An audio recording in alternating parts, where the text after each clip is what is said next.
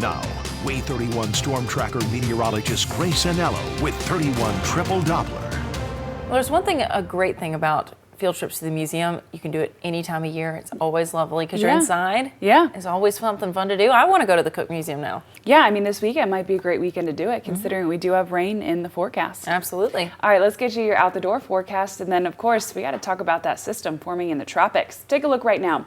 We're talking about temperatures sitting in the low 60s for most of us this morning. Yesterday, we were sitting in the low 50s. So we're a little bit warmer, but we're still on the cooler side of average. 63 degrees right now in the Rocket City, 61 in Decatur, 56 in Fort Payne. Surprise, surprise, Fort Payne's the coolest on the board.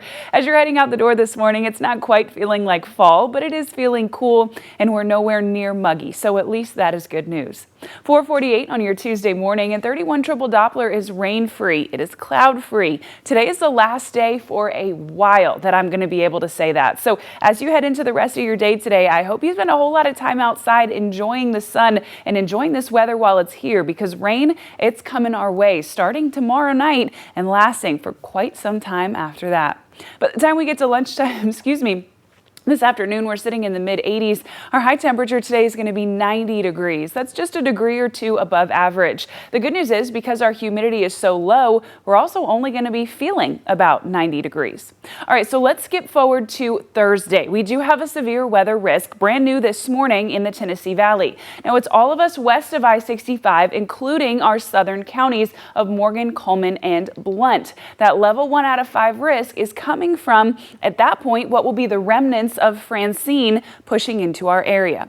So right now, Francine is still forming in the Gulf. So we're talking end of lifespan. And at the moment, Francine is still at the beginning of lifespan, but it's moving pretty quickly. So we're spinning at 65 miles an hour. By the time it gets to 74 miles an hour, just later this afternoon, it will be upgraded into a Category 1 hurricane. But also new this morning, right before it makes landfall in Lafayette, Louisiana, Francine is expected to increase to a Category 2 hurricane. That means winds of anywhere from 96 to 110 miles an hour, and it's going to do that early in the morning on Wednesday, right around breakfast time. So call your friends in Lafayette, call your friends on the Louisiana border, tell them to expect up to 10 feet of storm surge on the coast.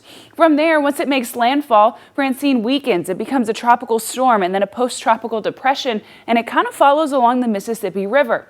Now, we are going to get the rain from the remnants of Francine on Thursday, and it starts pretty early in the day. In fact, it starts Wednesday night. Now, our greatest threat is gusty wind, up to 40 miles an hour. We're also talking about 1 to 2 inches of rain. Those of us that see strong thunderstorms could even see closer to 3 inches of rain. But because we're in such severe drought and our ponds are already so low, any flash flooding concerns are at a minimum.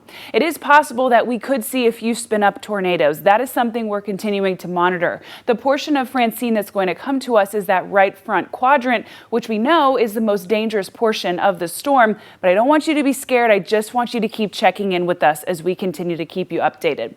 We'll start to see rain early in the morning, and by 8 a.m. we're all commuting to work on Thursday in that rain. We'll see heavy rain and spotty thunderstorms throughout lunchtime, sticking with us through dinner time, with the heaviest rain remaining west of I-65, where that level 1 out of 5 risk is. That rain stays with us all the way until the wee hours of the morning on Friday, and then it doesn't get out of our system, but it goes from rain and strong to severe storms to just rain. That sticks with us on Friday, and then we'll keep rain and storm chances in the forecast throughout the weekend as well, and we won't have a fully dry day again until next Wednesday.